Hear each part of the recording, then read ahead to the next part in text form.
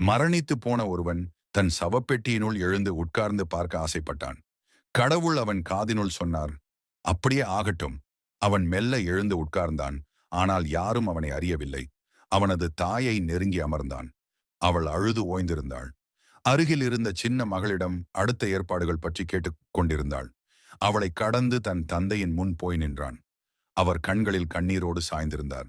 அவர் அழுது பார்த்திராத அவனும் சேர்ந்தே அழுதான். ஆனால் யாருக்கும் கேட்கவில்லை.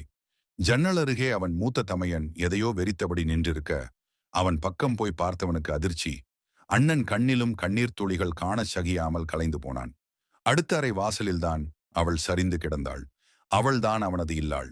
இதயமே இழந்துவிட்ட வலி அவள் கண்களில் ஒளியற்ற விழியில் வெறித்த பார்வை ஒன்றே மிஞ்சியிருந்தது. அடுத்தபடியாக அவனை பார்க்கிறான்.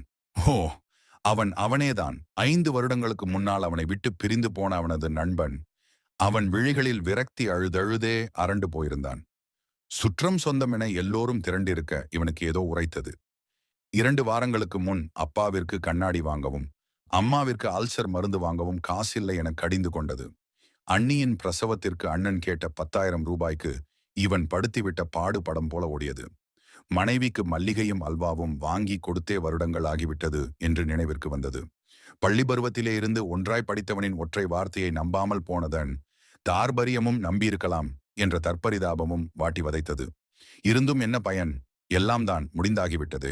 கடவுளின் குரல் மீண்டும் ஒலித்தது. இனி கிடைக்காதென்று நினைத்து வாழ வேண்டிய வாழ்க்கையை இது கிடைக்காதா என்று வாழ்ந்து வீணடித்துவிட்டு வருந்தி என்ன பயன்? வந்து படுபெட்டியில் என.